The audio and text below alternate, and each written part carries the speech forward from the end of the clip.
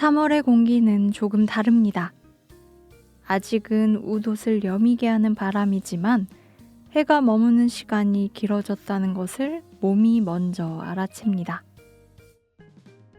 완전히 달라진 것은 없는데 분명히 어제와는 다른 빛이 있습니다. 새 달력의 첫 장을 넘기고 낯선 자리 앞에 서 있는 마음은 설렘보다 조심스러움이 먼저일지도 모르겠습니다. 1월에 새긴 다짐을 다시금 다잡으며 괜히 21번 고르게 되는 계절. 3월은 그렇게 조용히 시작됩니다. 아직은 완연한 봄이 아니어도 하나님은 이미 우리의 하루를 앞서 걸어가고 계심을 기억하며 하나님이 함께 하시는 라디오 광야에서 만난 엘림 지금 시작합니다.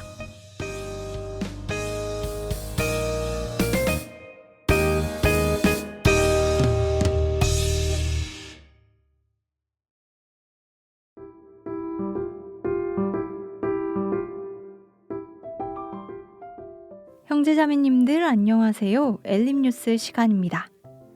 지난 3월 1일부터 2일까지 전국 교회학교 교사수련회가 갈릴리 수양관에서 진행되었습니다. 새학기를 앞둔 시점에 각 교회에서 아이들을 섬기고 있는 교사들이 한자리에 모여 말씀을 듣고 함께 기도하는 시간을 가졌다고 하는데요. 그 자리에서 경험한 은혜와 결단의 이야기 엘림에서 담았습니다. 안녕하세요. 2016년 6월 26일 구원받고 현재 유치부에서 봉사하고 교제하고 있는 김연아 자매입니다. 저는 작년 12월부터 봉사를 시작해서 현재까지는 약 3개월 정도가 되어가는데요. 솔직한 마음으로 얼마 전까지도 스스로 교사라는 위치에 있다는 것을 잘 인지하지 못했던 것 같습니다. 새로운 환경이라는 것 자체가 저는 언제나 어려웠고 그 가운데에서 유치부 교사라는 이름을 달고는 있었지만 부끄럽게도 스스로 내가 정말 교사인가? 교사라고 할 수 있나? 교사라는 이름을 붙여도 괜찮은 게 맞는 걸까? 라는 생각과 마음들을 무의식적으로 갖고 있었던 것 같습니다. 그러다가 얼마 전에 전도사님께서 교사공과 시간에 해주신 말씀을 통해 주님이 제게 허락해 주신 이 교사라는 위치에 대해 생각해 보게 되었습니다. 제가 교사인 이유는 제게 능력이 있어서도 아니고 자격이 있어서는 더더욱 아니고 오히려 혼자서는 아무것도 할 수 없지만 은혜로 주님이 세우셨기에 이곳에 있는 거구나 라는 것을 알게 되었습니다. 오직 은혜로 저에게도 교사의 직분을 허락해 주시고 조금이라도 쓰임받을 수 있도록 만들어주신 환경이 정말 감사했습니다. 그러면서 자연스럽게 이제 내가 어떻게 해야 할까? 주님이 허락하신 이 위치에서 무엇을 준비할 수 있을까? 라는 질문들이 생기게 되었습니다. 이러한 질문들을 가지고 전국 교사수련회에 참석하게 되면서 정말 모든 말씀이 주님이 저를 위해서 준비해 주신 것 같다는 생각이 들었습니다. 그래서 나누고 싶은 내용이 많지만 간단하게 말씀드리자면 그 무엇보다 항상 말씀 앞에 있는 교사가 되어야겠다는 생각을 하게 되었습니다. 말씀 앞에 있어야 처한 환경에 집중하는 게 아니라 역사하실 주님을 볼 수 있겠다. 말씀 앞에 있어야 사람을 보는 게 아니라 주님을 볼 수 있겠다. 말씀 앞에 있어야 영혼을 변화시키고 자라나게 하시는 주님을 바라볼 수 있겠다. 말씀 앞에 있어야 연약한 내 모습에 무너지는 게 아니라 주님께 더 구하고 기도할 수 있겠다는 생각이 들었습니다. 아직 경험해 본 것이 많이 없고 아는 것도 없고 모든 것이 부족하기에 앞으로가 두렵게 느껴지기도 하는데요. 그래도 모든 걸음에 주님을 의지하며 주님이 허락해 주신 위치에서 최선을 다하고 싶습니다. 안녕하세요. 2006년에 구원받고 현재 광천교구와 중고등부에서 교제하고 있는 정희원 자매입니다. 전국 교사수련회에서 인상 깊었던 말씀은 하나님은 그리스도인의 기도에 반드시 응답하시고 기도하는 그리스도인을 실망시키지 않는다는 것이었습니다. 그러시면서 이제 목사님이 저희에게는 얼마나 간절한 기도 제목이 있냐고 물으셨는데요. 그 말씀을 들으면서 '아 나는 우리 본반 자매들을 위해 얼마나 간절하게 기도하고 있나.' 많이 반성하고 되돌아보게 되었습니다. 이제 앞으로는 더욱 주님이 주신 사랑으로 학생 형제 자매님들을 사랑하고 우리 교회 학교와 본반 자매들을 위해서 간절히 기도해야겠다 다짐했습니다. 더 나아가서 이번 전국 교사 수련회의 주제처럼 예수님의 흔적이 더욱더 드러나는 교사가 되어야겠다 다짐하게 되었습니다. 이제 기도 부탁드릴 게 있는데요. 중고등부에는 많은 학생 형제 자매님들이 있고 또 이 학생 형제 자매님들을 위해서 밤낮으로 이제 교회에서 교제하는 선생님들이 계십니다. 우리 학생 형제 자매님들이 교회 안에서 잘 자라고 나중에 정말 교회 안에서 귀하게 쓰임 받을 수 있도록, 그리고 우리 교회 학교 선생님들이 정말 지치지 않고 주님을 통해서 더욱 힘을 얻을 수 있도록 함께 기도해 주시면 정말 감사하겠습니다.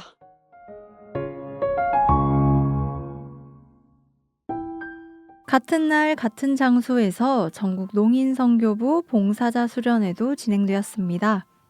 말보다 손으로, 손보다 마음으로 복음을 전하기 위해 수고하시는 농선부 봉사자 형제자매님들. 각자의 자리에서 이어온 섬김을 돌아보고 다시 마음을 모으는 시간이었을 것 같은데요. 전국 농선부 봉사자 수련회 후기, 지금 바로 만나보시죠. 광주교회 형제자매님들 안녕하세요. 저는 2006년 7월에 구원받고 용봉 121구역과 농인선교부에서 교제하며 봉사하고 있는 김미영 자매입니다. 지난 3월 1일과 2일에 전국 농인선교부 봉사자 수련회가 있었는데요.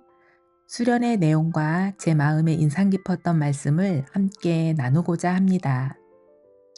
1박 2일 동안 2번의 말씀과 모두회를 통한 6분의 간증, 그리고 전도인이 포함된 특송이 있었고 조별로 나누어 교제 또한 있었습니다.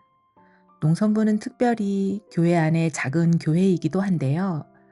전국의 봉사자들이 한데 모여 말씀을 듣고 교제를 하는 건 우리에겐 마치 유월절이고 오순절이라고 해주신 말씀이 인상 깊었고 마음에 쉼을 얻는 의미에서 크게 공감을 했습니다. 우리 각자는 정말로 부족하고 연약하지만 주님을 향한 마음을 크게 여겨주셔서 봉사직분을 맡겨주셨다 생각합니다. 영어나 스페인어처럼 전혀 다른 언어인 수어를 배우는 데는 큰 고충이 따르고 한계에 부딪히지만 길 가는 나그네 외투를 벗게 한 건 거센 바람이 아닌 따뜻한 태양빛인 것처럼 농인분들에 대한 관심과 사랑이 그들과 소통하는 데 가장 중요하게 작용을 합니다. 농인분들이 우리의 기대와 생각만큼 말씀을 배우는 대로 구원을 받고 생활의 변화가 눈에 띄게 생기는 건 아니지만 결국에는 우리의 수고와 희생이 구원에 이르게 함을 알기에 함께 해주시는 하나님 바라보며 나아가고 있습니다. 아무것도 하지 않아도 아무 영향을 끼치지 못해도 이 자리에 있는 것 자체를 하나님은 귀하게 보신다는 말씀이 수어를 잘하지 못해서 농인분들과 눈 마주치는 것을 두려워하는 제게 큰 용기와 위로가 되었습니다. 올해 이영림 목사님이 농선부에 새롭게 오셨는데요. 수어도 못하시고 글도 모르시는 비문의 농인분들께 그림으로 아주 쉽게 말씀을 전해주시는 것을 보고 농선부에 정말 알맞는 목사님을 보내주셔서 감탄이 되고 감사했습니다. 학예수양회를 공주수양관에서 할 수 있도록 간절히 기도해 왔었는데 올해 드디어 수양관으로 갑니다. 늦은 나이에 은혜로 주신 농선부 봉사의 직분을 농인분들의 편에 서서 더 많이, 더 세세히 마음을 주고받는 교제를 하고 전도도 많이 하고 싶습니다. 한 번이라도 광주교회를 거쳐가신 농인분들이 다시 돌아와서 구원 확증을 하고 교제에 뿌리 내릴 수 있도록 우리 광주교회 성도님들이 기도해 주시면 감사하겠습니다. 끝으로 영혼을 사랑하는 분들이라면 누구든지 농성부로 오세요. 환영합니다. 안녕하세요. 광주교회 농인선교부에서 봉사하고 있는 정가원 자매입니다. 1박 2일간 농인선교부 봉사자 수련회를 다녀왔는데요. 올 한 해 봉사를 하면서 마음의 위로와 힘이 될 말씀을 듣고 싶다는 마음과 전국 봉사자들이 모여 교제할 수 있는 시간이 많지 않기에 더욱 설레는 마음으로 수련회에 참석했습니다. 이번 수련회 주제는 주를 기쁘시게 하는 자라는 주제였는데요. 저는 첫날 말씀이었던 예수의 이름에 무릎을 꿇는 자들이라는 주제가 기억에 남았습니다. 무릎을 꿇는다는 건 내 것을 내려놓고 주님의 것을 구하는 삶이라는 게 그리스도인이라면 당연히 해야 할 일들이지만 세상을 살아가면서 쉽게 잊고 갈등하게 되는 부분인 것 같습니다. 그래서 이 말씀을 들으면서 나의 믿음과 신앙의 기둥을 더욱 깊게 내려 나의 생각에 치중되지 않고 마귀의 꼬임에 흔들리지 않게 현재 내 자리에서 하나님이 허락하신 일을 묵묵히 하며 자리를 지켜야겠다고 생각했습니다. 전체 교제 시간에는 모두회를 진행했는데요. 전국 봉사자 형제 자매님들의 간증을 들으며 모두 다른 곳, 다른 환경에 있지만 하나님의 영광을 위해 봉사한다는 같은 목표를 가지고 있음에 위로가 되었고 주님이 농인선교부를 통해 이뤄내실 역사에 내가 현재 동참하고 있음에 감사를 느끼는 수련회였습니다. 앞으로의 봉사에 대한 저의 개인적인 다짐은 나의 생각과 나의 노력으로 하는 봉사가 아니라 주님이 기뻐하시는 일이 무엇인지 생각하면서 주님이 나를 사랑하신 같이 나도 저들을 사랑으로 섬기는 봉사를 해야겠다고 생각했습니다. 마지막으로 농인들을 위해 찬양하고 암송하고 통역하시는 모든 형제 자매님들과 구원받지 못한 농인들을 위해 전도하고 힘쓰고 계신 농인 형제 자매님들의 지치지 않고 주님이 오시는 날까지 함께 동역할 수 있게 기도 부탁드립니다. 감사합니다. 이번 주는 청년 형제자매님들을 위한 특강도 있었는데요. 청년 특별집회라는 이름으로 3월 5일부터 7일까지 주의 이름으로 말했던 선지자들의 본이라는 주제를 가지고 진행되고 있습니다. 자신의 이름이 아니라 주의 이름으로 말했던 선지자들의 모습을 알아보며 주님 앞에서 새벽 이슬처럼 빛나는 청년 그리스도인의 삶을 위해 말씀 앞에 서는 시간이 되지 않을까 싶은데요. 사실 엘림이 나가는 오늘은 청년 특별집회 3일차 말씀이 전해지는 날입니다. 오늘 저녁 7시 30분 교육원 대강당에서 진행되오니 시간이 되시는 형제자매님들께서는 함께 하셔도 좋을 것 같습니다. 이어지는 순서는 바로 청취자 퀴즈. 지난 퀴즈는 1월 3주차 특별 초대석과 관련된 내용이었죠. 2026년 우리 교회 봉사회장을 맡으신 오근식 집사님이 함께 해주셨는데요. 청취자 퀴즈 문제는 봉사회장님이 방송 중 언급하셨던 내용으로 봉사회 내부적으로 의견이 나뉘었던 소재를 맞추는 것이었습니다. 1번 식당 내부 디자인, 2번 교육원 지상 주차장, 3번 교육원 데크길, 4번 본당 로비 인테리어. 과연 정답은 무엇이었을까요? 네, 정답은 바로 3번 교육원 데크길이었습니다.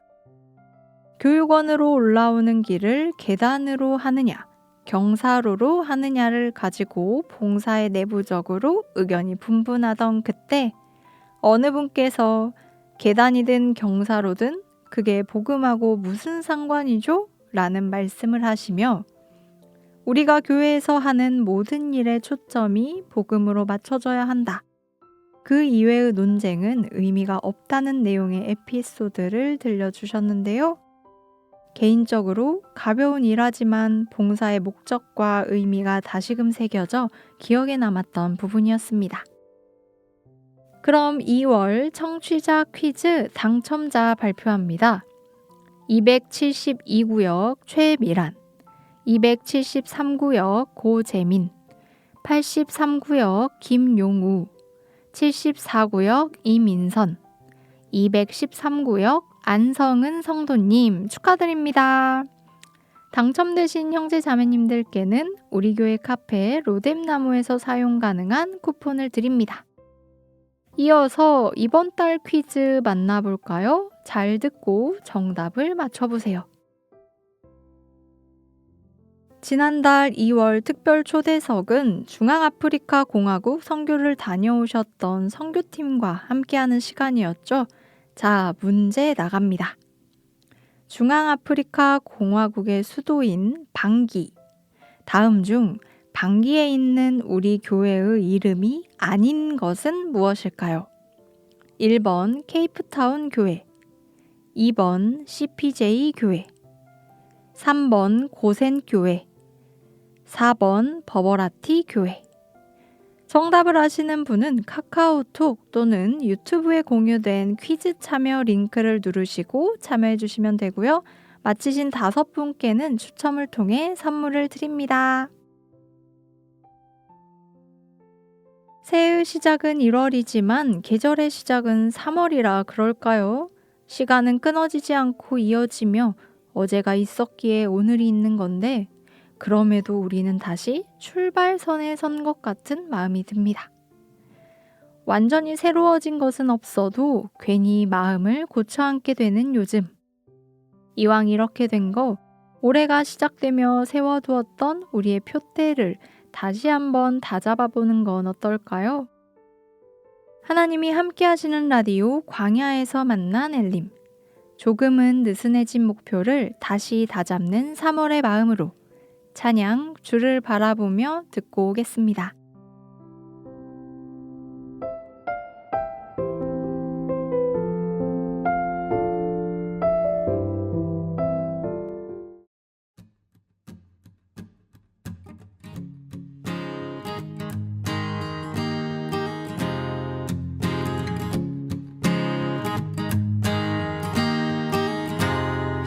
나의 시선이 아예 마음을 향할 때 자꾸 초라한 모습과 두려움뿐이네. 나의 시선을 당신께 돌릴 때 비로소 내 맘 평안해. 비로소 내 맘 평안해. 주를 바라보며 그 맘을 구합니다. 나의 모든 것 다 품으신 주님의 사랑, 나의 생각보다 더 크신 주님의 계획, 그 앞에 내 삶 드립니다. 주님께 내 삶 드립니다.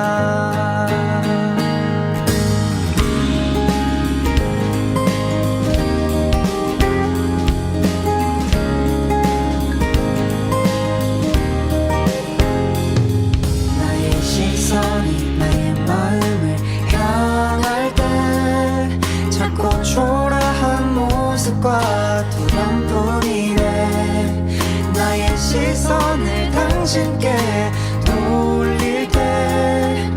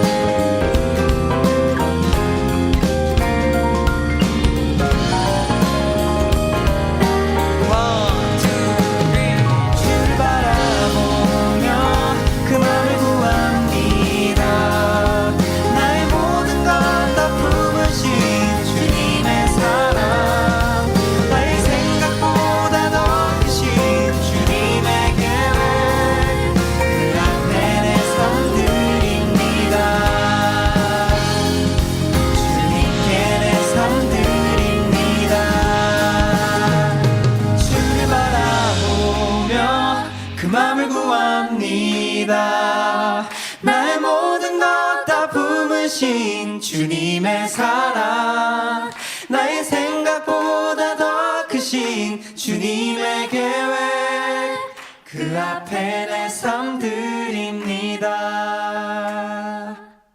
주님께 내 삶 드립니다.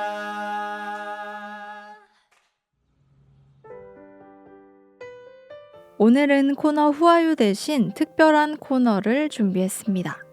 혹시 기억하실까요? 초창기 엘림의 인기 코너였죠. 성경에서 온 찬송시. 네, 성찬시 2편을 골라 다시 들려드리려 합니다. 그때 그 시절 사람들은 하나님께 어떤 찬양을 드렸을까요? 성경 속 인물들의 희로애락을 담은 코너 성경에서 온 찬송시. 성찬시는 성경을 바탕으로 상상을 더해 구성한 인물의 독백입니다. 첫 번째 성찬시는 바로 아리마대 요셉의 찬송시입니다. 예수님이 십자가에서 돌아가신 후 주님의 시체를 수습하여 기꺼이 장사를 지냈던 주님의 제자죠.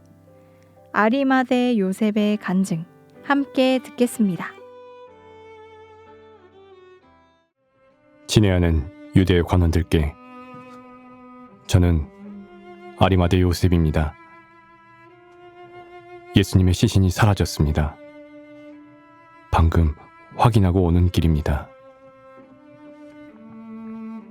예수님을 장사할 때 그 곁을 지키고 있었던 여인들 중 하나가 말하기를 그분이 다시 살아나셨다 합니다.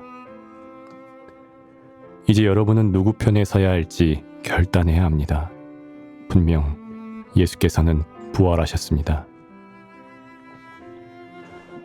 저는 여러분과 마찬가지로 율법을 열심히 지켜온 사람이며 경제적으로도 부족할 것이 없는 사내들인 공회원, 이 유대의 지도자 자리에 있습니다. 모두가 존경에 맞지 않는 위치에 있음에도 불구하고 모든 것을 가진 듯 보였을 제 안에는 해갈되지 않는 무엇인가가 있었습니다. 유대의 누구라도 그러하듯 저는 메시아를 간절히 기다리고 기도하며 하나님의 나라가 임하기를 사모하는 사람이었습니다. 그것만이 제 영혼의 공허한 부분을 채워줄 수 있으리라 생각되었습니다. 그러던 중 예수라는 사람의 소문을 들었습니다. 그가 사람으로서는 고칠 수 없는 많은 사람들을 낫게 한다는 소문 말입니다. 처음엔 떠도는 헛소문이겠거니 하였으나 시간이 지날수록 그 소문은 점차 사실로 다가왔습니다. 유대 아이들부터 대제사장까지 예수의 이름을 모르는 이는 없게 되었고, 그가 행했던 기적은 아무나 행할 수 없는 이적이었기에 공회원들 사이에서도 의견이 분분했습니다. 예수께서 갈릴리 나사렛 사람인 것을 알고 메시아는 베들레헴에서 날 것이었기에 고작 갈릴리에서 난 그가 메시아일 수는 없다고 하는 이들도 있었습니다. 그러나 저와 같이 어떤 이유에도 불구하고 그가 행하는 표적은 하나님께로서 온 표적임이 분명하다고 생각하는 이들도 있었습니다. 여러분 한 분 한 분도 그들 중 하나임을 잘 알고 있습니다. 저보다 용감했던 니고데모는 밤중에 예수님을 찾아갔다 합니다. 니고데모는 예수님을 만난 후 저에게 예수님과 나누었던 대화를 들려주었습니다. 예수께서는 제가 그토록 간절히 바라던 하나님 나라에 대해 말씀하셨습니다.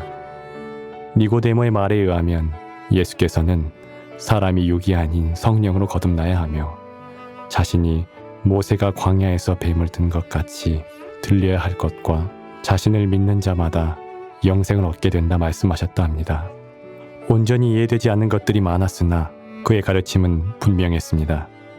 영생과 하나님의 나라. 예수님은 하늘 일에 대해 알고 계셨습니다.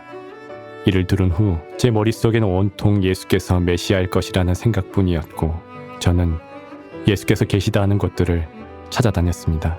그의 가르침을 듣고 싶은 마음이 간절했습니다. 예수께서 하셨던 수많은 이적을 보면 볼수록 종교 지도자들을 향해 책망하시는 그의 가르침을 들으면 들을수록 저는 놀라웠습니다. 예수께서 율법과 유전을 외식하듯 섬기는 바리새인들과 서기관들을 향해 분노하실 때 그들과 함께했던 종교 지도자로서 속에 눌렸던 양심이 자유를 찾은 듯 통쾌하다 하가도 예수께서는 우리의 죄와 추악함을 다 아신다는 생각이 들어 두려워지기도 했습니다. 그는 우리가 그토록 기다리던 메시아일 것이라는 생각은 점차 확신이 되어갔습니다. 그러나 다른 공회원들은 자신을 책망하는 예수님을 죽이려고 혈안이 되어갔습니다. 참 부끄럽게도 저는 예수를 마음 깊이 따르는 제자라고 드러내지 못했습니다. 제가 가진 것이 너무나 많았기 때문이었을까요? 돌아가는 공회의 상황이 예수님을 믿는다 하면 출교시키는 것도 불사할 정도로 악화되어 갔고, 제가 가진 높은 지위와 명예, 재물은 늘 예수께 나아가지 못하게 만드는 걸림돌이 되었습니다. 저는 매일같이 그 걸림돌에 걸려 넘어졌고 양심의 송사를 받아 괴로웠습니다. 존경하는 공회원 여러분, 저는 지금까지도 그것을 가장 후회하고 있습니다. 예수님을 향한 공회원들의 분노는 점차 극에 달했고, 곧 무슨 일이 생길 것 같다는 저와 니고데모의 예상이 현실이 되어 예수께서는 새벽에 대제사장에게로 끌려오셨습니다. 여러분도 아시다시피 이는 공회에서 정해온 절차조차 따르지 않는 매우 부당한 재판입니다. 그들은 예비일에, 그것도 한밤중에 재판을 진행하였으며 재심 또한 치르지 않았습니다. 예수님을 빌라도 앞에 세워 죽이고자 고소하려는 그들의 뜻에 저는 반대했습니다. 제가 예수님을 위해 할 수 있었던 그 소극적인 선택은 부질없었고, 예수께서는 결국 빌라도에게 넘겨주셨습니다. 그 새벽, 부정을 입지 않고 유월절 잔치를 먹으려고 빌라도의 관정에 들어가지 않는 공회원들의 모습을 보고 죄 없는 한 사람을 불법 재판으로 죽이는 도덕적 부정에는 둔감하면서 율법에 의한 의식적인 부정만큼은 피하려는 그들의 위선에 진절머리가 났습니다. 안식일에 선을 행하는 것과 악을 행하는 것, 어느 것이 옳으냐 말씀하시던 예수님의 말씀과 공회 앞에서 내가 크니라 하시던 예수님의 모습이 머릿속을 맴돌아 무엇이 얹힌 듯 속이 답답하고 울렁거렸습니다. 또 제가 예수님께 온전히 나아가지 못하게 만들던 저의 높은 지위는 예수님을 살리는 데 조차도 쓸 수 없는 것일 뿐이었다는 사실이 그저 허탈했습니다. 저는 무엇을 위하여 그 위치를 지켜온 것이었단 말입니까? 그리고 예수님은 십자가에서 죽으셨습니다. 그 비참한 광경 앞에서 저는 뭐라 할 말을 잃었습니다. 십자가에 손과 발이 못 박혀 간신히 숨을 쉬고 있는 그분을 바라보던 그때 시편에 기록된 말씀이 떠올랐습니다. 주께서 또 나를 죽음의 진토 속에 두셨나이다. 개들이 나를 에워쌌으며 악한 무리가 나를 둘러 내 수족을 찔렀나이다. 내가 내 모든 뼈를 셀 수 있나이다. 그들이 나를 주목하여 보고 내 겉옷을 나누며 속옷을 집이 뽑나이다. 그렇습니다. 그분의 죽음은 성경에 이미 기록되어 있었던 것입니다.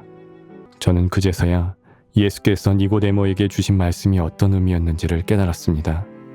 모세가 광야에서 뱀을 든 것 같이 인자도 들려야 하리니 저를 믿는 자마다 영생을 얻게 하려 하심이라. 그분은 자신이 십자가에 들릴 것을 이미 알고 계셨습니다. 그것은 우리를 위함이었습니다.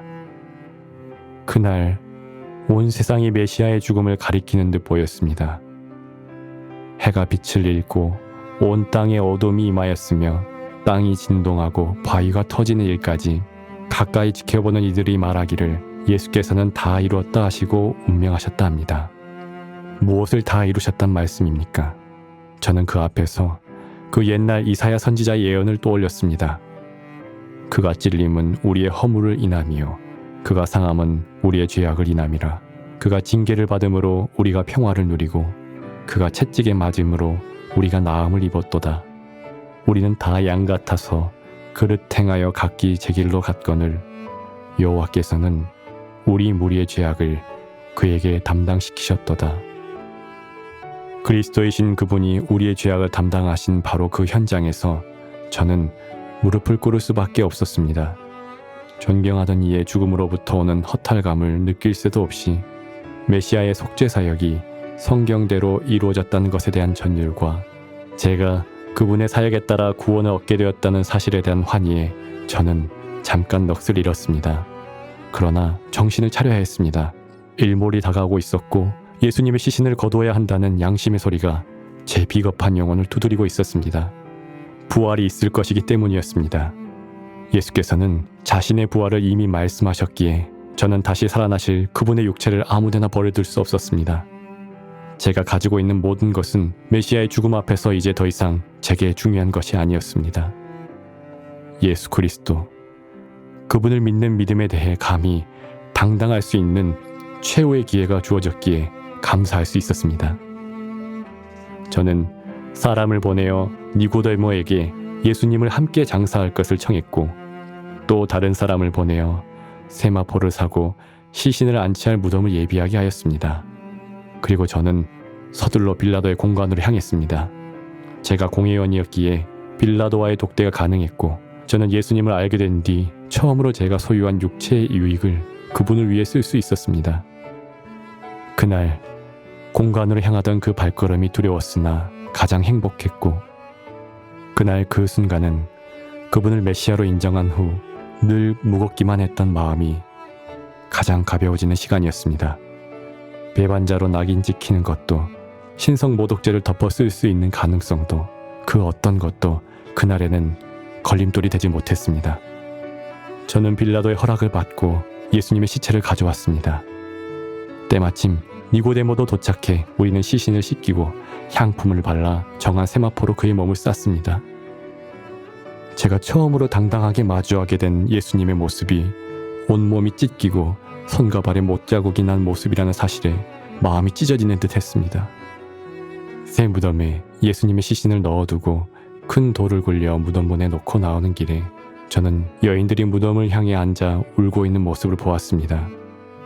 예수님을 끝까지 지킨 이들이 유대에서 천대받던 이런 여인들이라니 저는 제 자신이 너무나 부끄러웠습니다. 그 후 공회원들은 저와 니고데모가 예수를 장사하였다는 이야기를 듣고 저희에 대해 수군거렸습니다. 그들은 곧이어 부활에 대한 모의가 있을까 염려하여 시신을 도둑맞지 않도록 로마 병력을 동원하였고 돌을 임봉하기까지 했습니다. 그럼에도 불구하고 시신은 사라졌습니다. 그는 부활하신 것입니다. 여러분, 우리는 이제 결단을 내려야 합니다. 이 결단이 우리가 가진 모든 것들을 사라지게 만들 수 있다는 것을 저 또한 잘 알고 있습니다. 그러나 그리스도께서 우리 죄를 위하여 죽으셨고 부활하셨습니다. 세상에 그 무엇과도 비교할 수 없는 영광스러운 하나님의 나라가 지금 눈앞에 있습니다. 우리는 두려워 말고 굳게 서야 합니다. 예수, 그를 따라야 합니다. 이 길의 끝에는 분명히 영생이 있습니다. 유대인들이 두려워 뒤에 숨어서 그리스도를 따르던 제게 당당히 믿음을 내보일 수 있는 기회를 주신 하나님께서 지금 여러분에게도 동일한 기회를 주고 계신지도 모릅니다. 두려워 마십시오. 주께서 부활하셨습니다. 모두가 저와 니고데모와 같게 되기를 간절히 소망합니다. 조만간 다시 서신을 하겠습니다. 이만 마칩니다.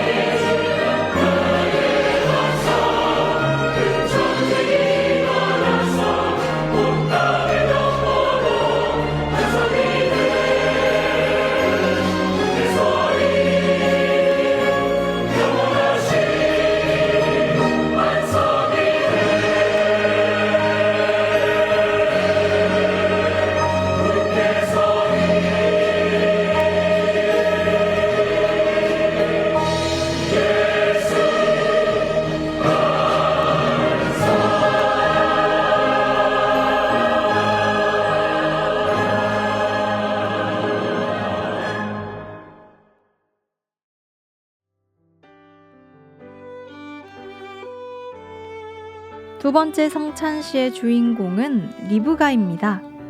이삭의 아내이자 야곱의 어머니였던 리브가. 그 시절 그녀가 드렸던 찬양 리브가의 성찬시 함께 들어볼까요?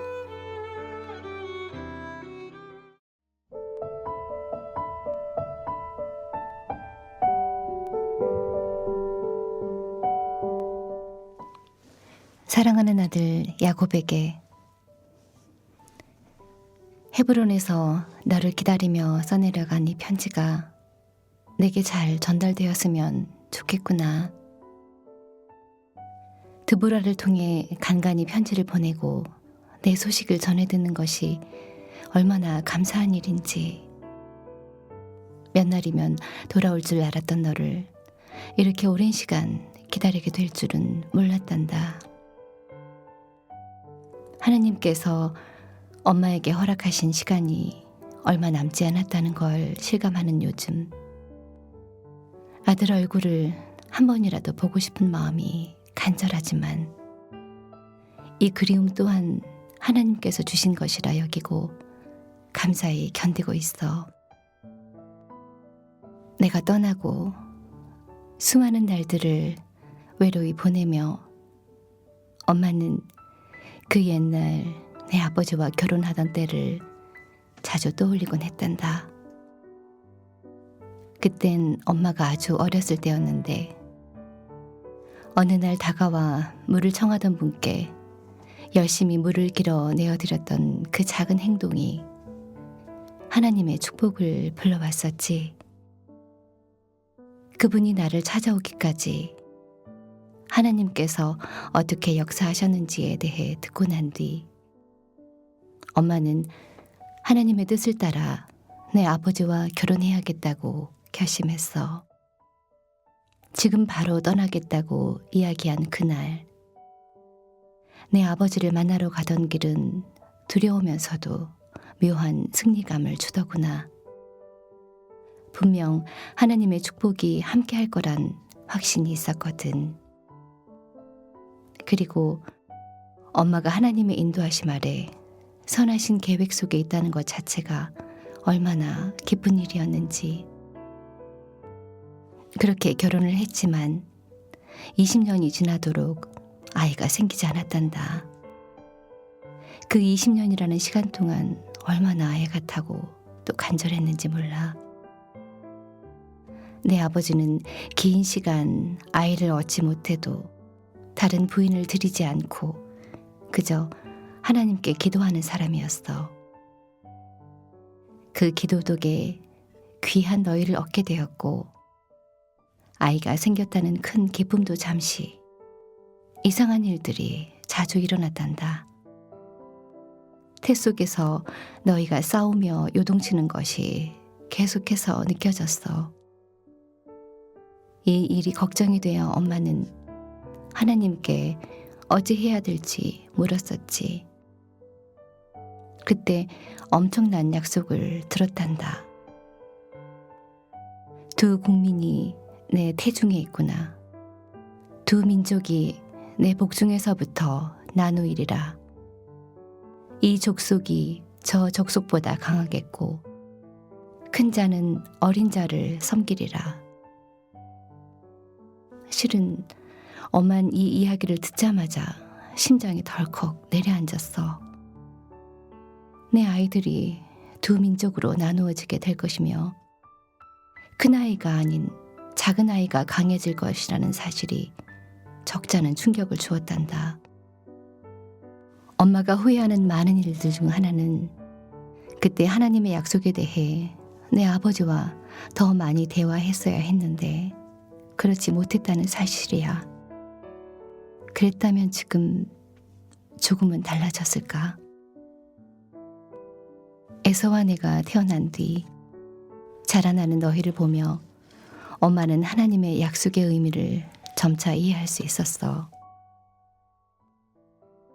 에서는 거칠고 다혈질적인 면이 강하며 밖으로 쏘다니기를 좋아하는 아이였고 너는 나와 함께 집에 머물며 조용히 묵상할 줄 아는 가정적이고 따뜻한 아이였지. 하나님의 약속을 생각할수록 에서와 너의 상반된 성향을 지켜볼수록 엄마는 내게 마음이 끌렸단다.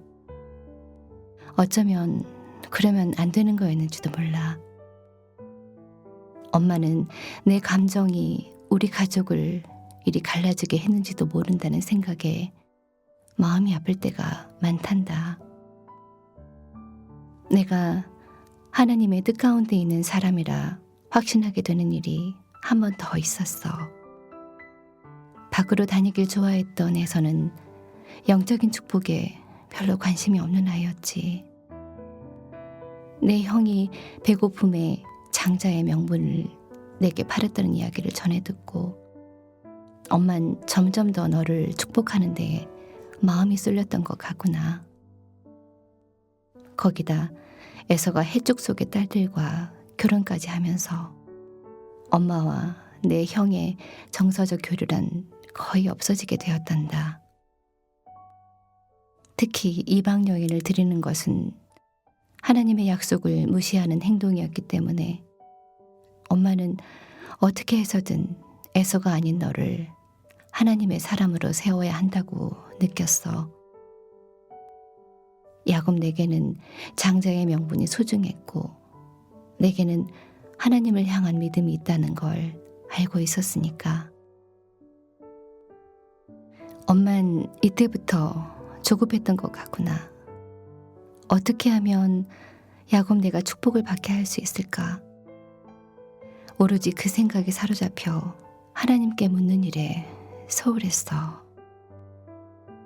내 아버지는 건강이 좋지 못했고 곧 장자를 위해 축복해야 될 날은 다가오고 있었단다. 그리고 마침내 장막뒤에서 내 아버지가 에서에게 별미를 만들어 축복하게 하라고 말씀하시는 것을 듣고 엄만 더 조급해지기 시작했어. 하나님은 분명 너희가 태어나기도 전에 확실한 미래를 약속해 주셨지만 엄마에겐 내 아버지가 그 계획을 그르칠 거라는 생각만 가득했던 것 같아. 하나님은 엄마가 애쓰지 않더라도 엄마의 도움이 없더라도 자신의 뜻을 이루시는 분이라는 걸 뻔히 알면서도 그때만큼은 내가 감히 그분을 도와야겠다는 생각이 앞섰던 걸까? 엄마에겐 하나님의 능력에 대한 확신이 부족했나 봐. 너희들의 미래를 내 생각과 방식대로 바꾸고 이끌 수 있다는 교만이 엄마에게 있었는지도 모르지. 그땐 마음이 급해 너를 불러 장자의 축복을 빼앗아 올 방법을 일러주었지만 내가 사라진 이후 엄마를 찾아온 길고 긴 후의 시간들은 엄마가 생각해낸 방법이 너를 거짓말하도록 하나님을 망령되이 일컫도록 만드는 방법이었다는 걸 알려주었단다. 그날 자신만만한 태도로 뱉었던 그 말을 엄마는 아직도 기억해. 내 아들아, 너의 저주는 내게로 돌리리니 내 말만 듣고 가서 가져오라. 이 말 때문에 아직까지도 사랑하는 아들을 보지도 품지도 못하는 슬픔 속을 헤매고 있는 걸까? 하나님을 신뢰하지 않는 것이 가져온 결과는 엄마에게 너무나 혹독하게만 하구나. 내가 거짓말을 하고 하나님이 순적히 짐승을 만나게 해주었다. 가벼이 말하게 한 데는 엄마의 책임이 크단다.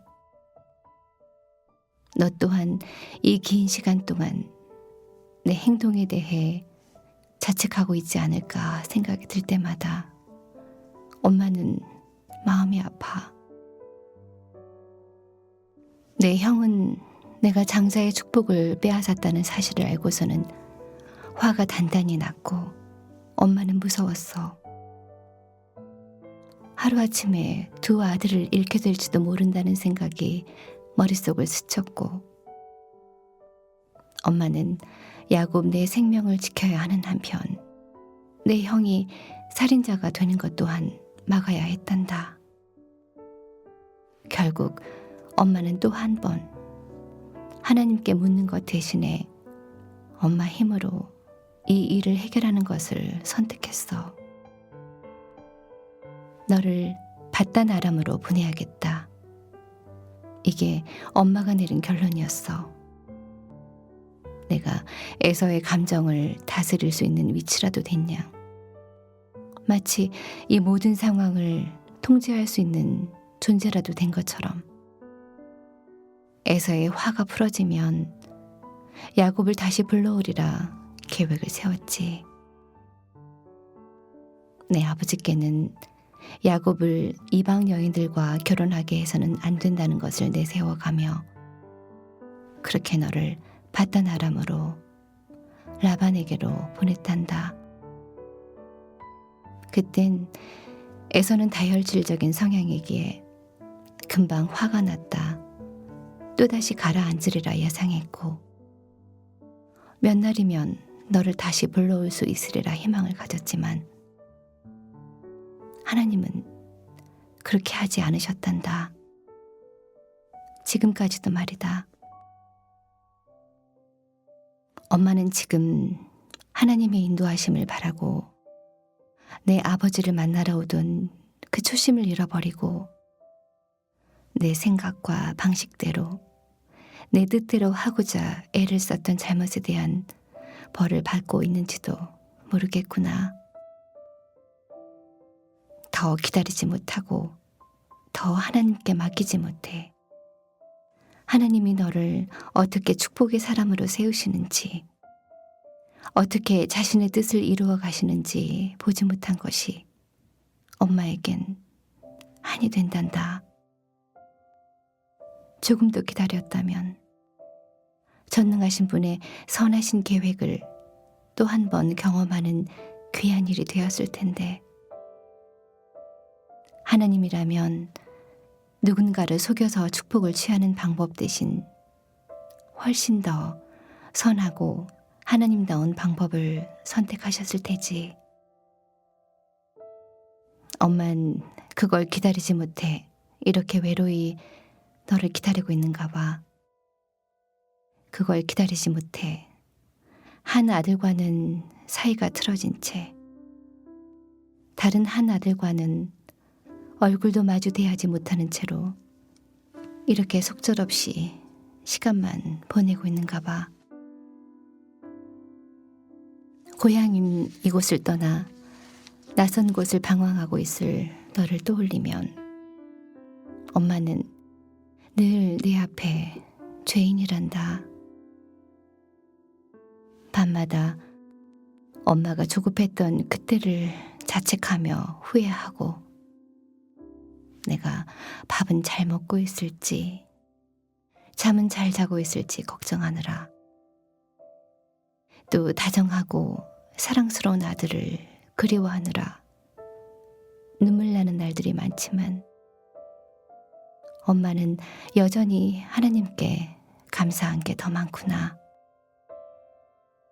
연약한 나라도 여전히 참아주고 계신 것에 감사하고, 얼굴은 보지 못하지만 내 소식을 드보라를 통해 들을 수 있는 것에 감사하고, 에서도 너도 별 탈 없이 살아있는 것에 감사해.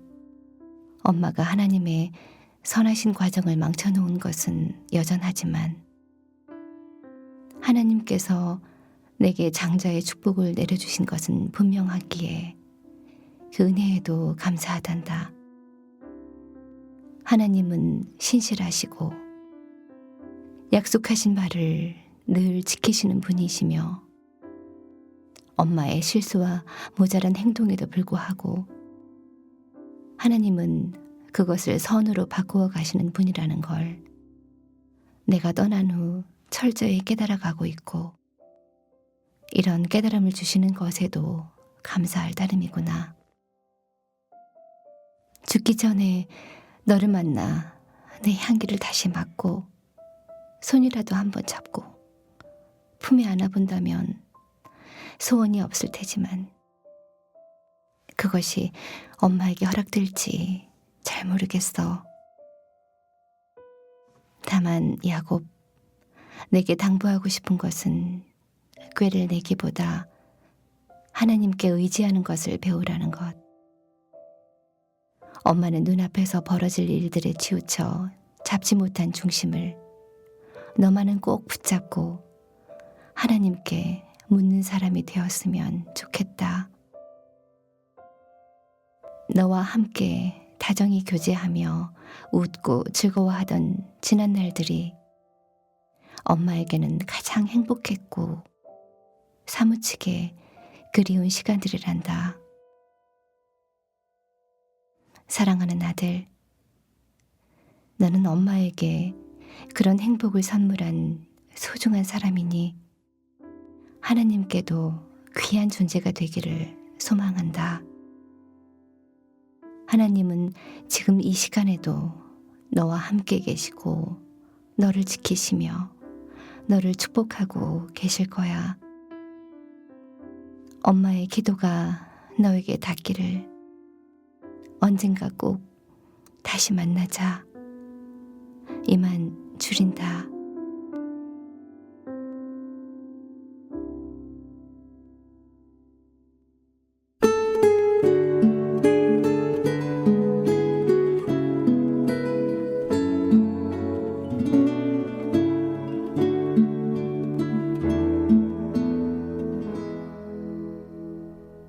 이 시간 너의 맘속에 하나님 사랑이 가득하기를 진심으로 기도해 간절히 소망해 하나님 사랑 가득하기를.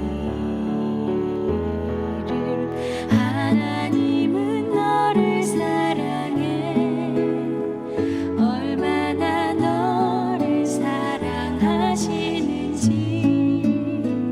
너를 위해 저 별을 만들고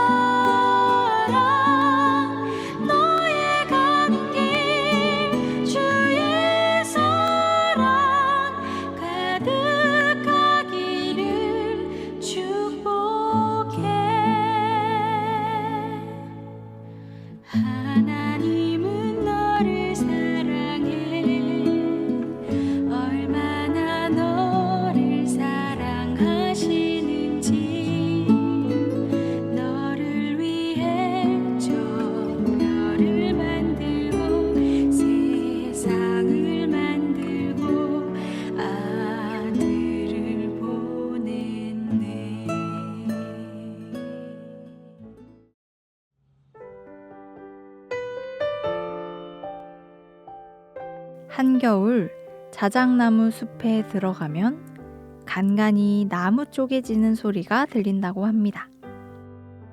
나무가 머금고 있던 수분이 얼어붙어 견디다 못해 갈라지는 소리인데요. 휑하니 부는 겨울의 칼바람만큼 서늘한 소리 같죠. 하지만 이제 그 소리들도 다음 계절에게 자리를 내어줄 차례인가 봅니다. 바람 소리, 나무 쪼개지는 소리에 겨울이 묻어 있었다면 봄은 우리의 눈으로 먼저 찾아오는데요. 무언가를 본다는 단어의 명사형이 계절의 이름으로 붙을 만큼 초록잎과 알록달록한 꽃망울까지 볼 게 참 많은 계절이니까요. 겨울의 소리 뒤에 준비해 두신 색과 생명들.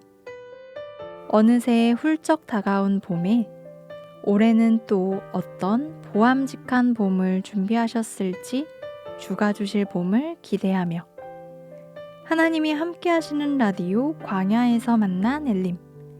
오늘도 주 안에서 평안하시길 기도합니다.